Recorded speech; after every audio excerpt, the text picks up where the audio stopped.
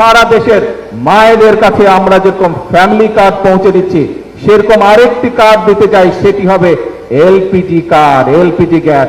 এটি আমরা মা বোনদেরকে পৌঁছে দেব, যাতে করে মা বোনদেরকে রান্না বান্নার জন্য কষ্ট করতে না হয়। প্রিয় ভাই বোনেরা, আমরা দুদিন আগে আরেকটি সিদ্ধান্ত গ্রহণ করেছি।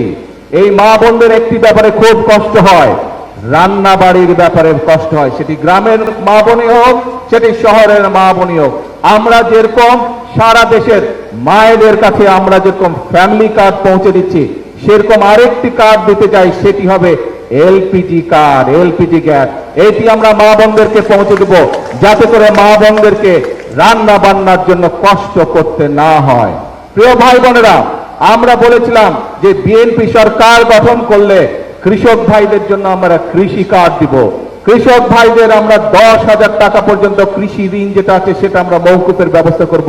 আল্লাহর রহমতে আমরা সেই কাজও শুরু করেছি এবং সরকার গঠনের প্রথম 10 দিনের ভিতরে আমরা কৃষকদের যাদের 10,000 টাকা পর্যন্ত কৃষি ঋণ ছিল, তাদের সেই কৃষি ঋণ আমরা মওকুফ করেছি। প্রিয় ভাই বোনেরা, আমরা বলেছিলাম দেশের বিভিন্ন জায়গায় বিভিন্ন মিল কলকারখানা বন্ধ হয়ে গিয়েছে। এই মিল কলকারখানাগুলো বন্ধ হয়ে যাওয়ার কারণে বহু মানুষ বেকার হয়ে গিয়েছে, বহু যুবক বেকার হয়ে গিয়েছে। আমরা বলেছিলাম এই কলকারখানাগুলো চালুর ব্যবস্থা ইনশাল্লাহ আমরা করব। আমরা সেই কাজেও হাত দিয়েছি। আগামী 2-4 মাসের মধ্যে ইনশাল্লাহ বাংলাদেশে অনেকগুলো বন্ধ হয়ে যাওয়া কলকারখানা আবার চালু করা সম্ভব হয়, যার ফলে অনেক বেকার যুবক নতুন করে কর্মসংস্থানের সুযোগ পাবে।